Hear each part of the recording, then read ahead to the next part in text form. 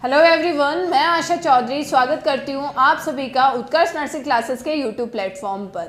आजकल मैं देख पा रही हूँ स्टूडेंट्स के मन में एक जनरल सा डाउट है, मैम बीएसएफ स्टाफ नर्स का ऑफिशियल नोटिफिकेशन तो हमें वेबसाइट पर नहीं दिख रहा है, फिर हम बार बार इस वैकेंसी की चर्चा क्यों सुन रहे हैं। तो आप सभी का ये डाउट और साथ ही साथ में बाकी सारे डाउट्स कि अगर ये वैकेंसी आती है तो क्या एज क्राइटेरिया रहेगा, किस तरह से एग्जाम कंडक्ट करवाया जाएगा, क्या फिजिकल पैरामीटर्स की नीड है, कौन कौन से subject exam point of view से ज़रूरी हैं, क्या एज क्राइटेरिया है और किस तरह से हमें फॉर्म सबमिट करना है, और सबसे ज़रूरी बात एग्ज़ाम कब हो सकता है और नोटिफिकेशन कब आ सकता है।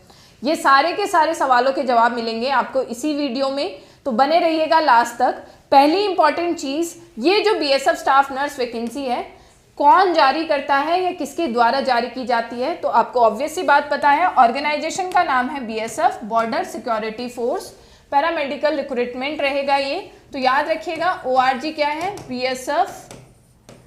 अब उसी के बाद में दूसरा सवाल कि इसका नोटिफिकेशन आया या नहीं। बच्चों को एटलीस्ट यही क्लियर नहीं हुआ कि भाई नोटिफिकेशन आ चुका है नहीं आया है, क्यों इसकी इतनी बातें हो रही हैं। तो याद रखें अभी नोटिफिकेशन हाल फिलहाल में नहीं आया ऑफिशियल वेबसाइट पर, लेकिन जल्द ही देखने को मिल सकता है। याद रखें जो आपके नोटिफिकेशन आएगा वो नोटिफिकेशन अप्रॉक्सीमेटली आ सकता है फरवरी 2026 में, या यूँ कहें फरवरी 2026 तक तो इसका नोटिफिकेशन जारी हो ही जाएगा।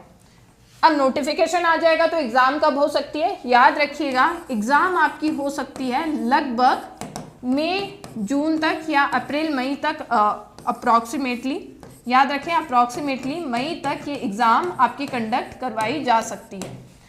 फिर आगे सवाल आता है मैम कौन कौन एलिजिबल है। अगर हम एलिजिबल नहीं हैं तो हम किसी और एग्ज़ाम की तैयारी करते हैं, इसका वेट नहीं करेंगे।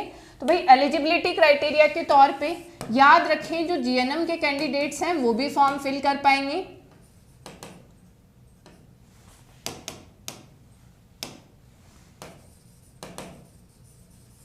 जो जीएनएम कैंडिडेट्स हैं वो भी फॉर्म फिल कर सकते हैं, और साथ ही साथ में बीएससी नर्सिंग कैंडिडेट्स भी फॉर्म फिल बिल्कुल कर पाएंगे। क्या जीएनएम स्टूडेंट्स को एक्सपीरियंस की रिक्वायरमेंट है? बिल्कुल भी नहीं है, पिछली बार नहीं पूछा गया था आप सभी से। तो एलिजिबिलिटी ये रहेगा, साथ ही साथ में एज क्राइटेरिया आपका अच्छा खासा लगभग 21 से लेकर 30 ईयर्स ऑफ एज रहने वाला है। जब आपने इतनी सारी बातें जान ली, अब एक सवाल कि मैम किस तरह से हम फॉर्म फिल करें। भाई जब भी ये फॉर्म आएगा तो एप्लीकेशन मोड ऑनलाइन रहने वाला है। किस तरह से फॉर्म को फिल कर पाएंगे आप, ऑनलाइन फॉर्म फिल करेंगे। इसी के अलावा जॉब की लोकेशन कहाँ हो सकती है, भाई बीएसएफ है, ज़रूरी नहीं है आपको राजस्थान के बॉर्डर पे ही लोकेशन हो, आप कहीं भी पोस्टेड हो सकते हैं। ऑल ओवर इंडिया आपकी जॉब की लोकेशन हो सकती है, all over India job location हो सकती है। अब उसी के अलावा आपके मन में एक और सवाल आता होगा मैम किस तरह से हमारा सिलेक्शन प्रोसेस रहेगा। तो जब आपके सिलेक्शन प्रोसेस की बात की जाए, सिलेक्शन प्रोसेस लगभग ये 3 स्टेजेस में रहेगा। सिलेक्शन प्रोसेस 3 स्टेजेस में, पहला रिटन एग्जाम, उसके बाद में स्किल टेस्ट और उसके बाद में मेडिकल एग्जाम। याद रखें रिटन एग्जाम, स्किल टेस्ट और मेडिकल एग्जाम।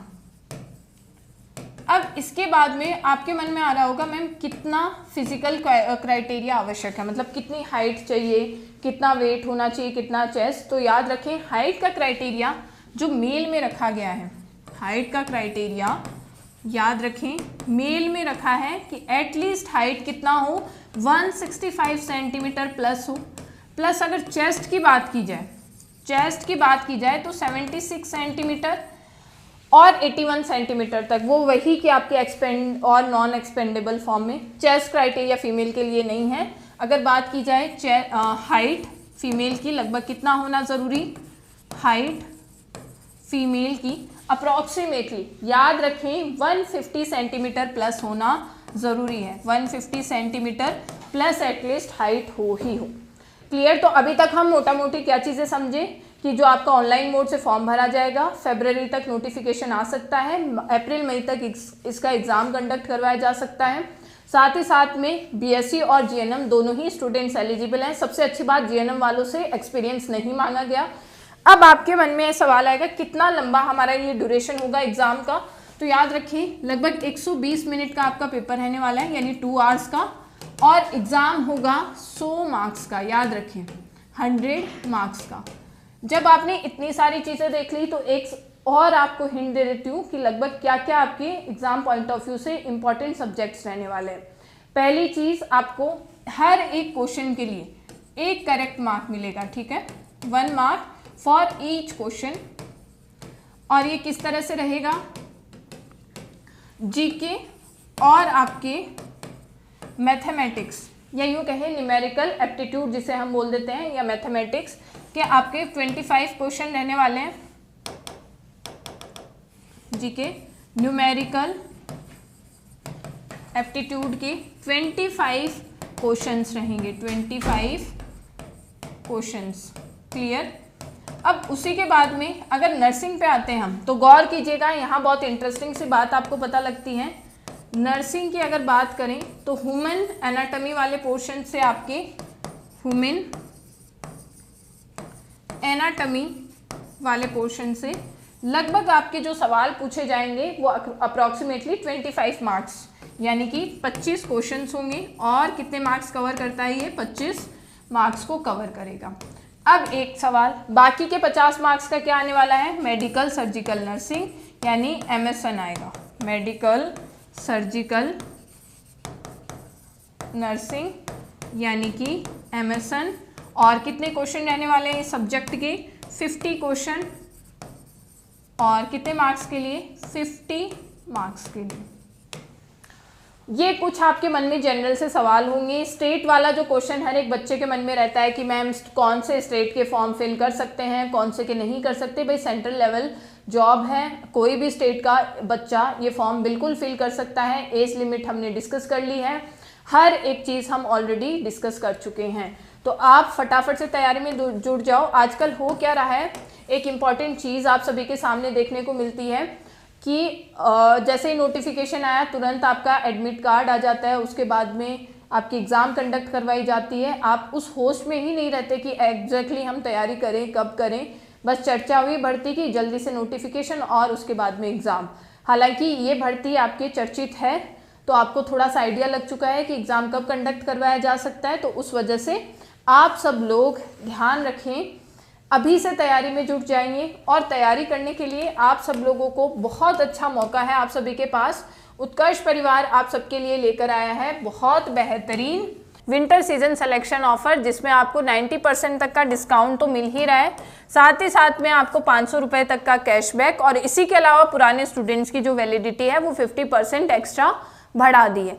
एक चीज़ और याद रखिएगा, जो नए स्टूडेंट्स उत्कर्ष परिवार से जुड़ेंगे वो NY10 कोड अगर यूज़ करते हैं तो उन्हें एक्स्ट्रा 10% का डिस्काउंट भी मिलेगा।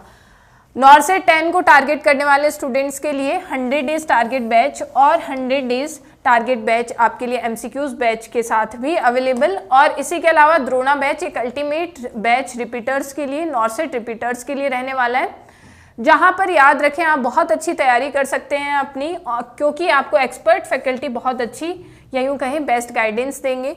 साथ ही साथ में याद रखें नॉर्सेट 10 बैचेस लाइव फ्रॉम जोधपुर भी हैं और टारगेट बैच भी आप सबके लिए अवेलेबल रहेगा। रामबाण 4.0 बैच, अगर आपके पास अच्छा खासा समय है तैयारी का तो आप इस बैच से जुड़िए और आप टारगेट कर सकते हैं नॉर्सेट, RRB, KGMU और बाकी सारी जो नर्सिंग एग्जाम्स हैं उनको।